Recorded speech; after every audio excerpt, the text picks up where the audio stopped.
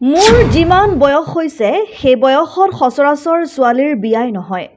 আমার যে বয়সটা এই বয়সে এখনো কেউ বিয়ে হয় না, মাত্র 21 হয়েছে। তো এই বয়সে আমার জামাইও হারাইছি, একটা বাচ্চা আছে। 21 বছৰত সন্তান কোলাত লৈ মই আজি স্বামীহাৰা।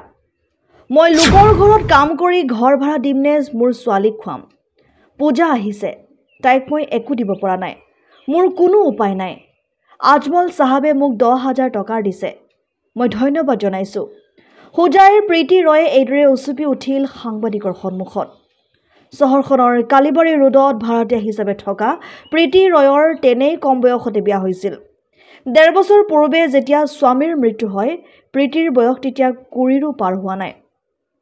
নিজৰ কোলাৰ সন্তান লৈ কাম বন কৰে তাই। সন্তানটিয়ে অনুভৱ কৰিব পৰা নাই পিতৃ হেৰুৱাৰ বেদনা। হোজাইৰ মৰকজুল মাৰিফে দিয়া 10,000 টকাৰ অনুদান লাভ কৰি কি ক'লে প্ৰীতি ৰয় শুনাই লৈছোঁ। নমস্কার, আমার নাম হলো প্রীতি রায়।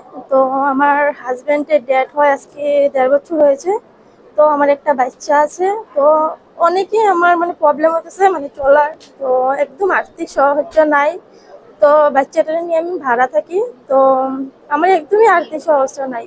তো এখন পূজার সময় আইসে এখনো বাচ্চাটারে কিছু দিই নাই, যে আমি নিজে কাজ করে ঘর চালামো না বাচ্চাটারে চালামো, ওইটাই আমার অনেক প্রবলেম হয়ে যেতেছে চলাইতে পারে।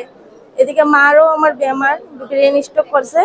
তো বাবা ছোট থাকতে থেকে নেই। আর আমার যে বয়সটা এই বয়সে এখনো কেউ বিয়ে হয় না, মাত্র 21 হয়েছে। তো এই বয়সে আমার জামাইও হারাইছি, একটা বাচ্চা আছে। তো অনেকেই আমার চলতে বহুত কষ্ট হচ্ছে স্যার।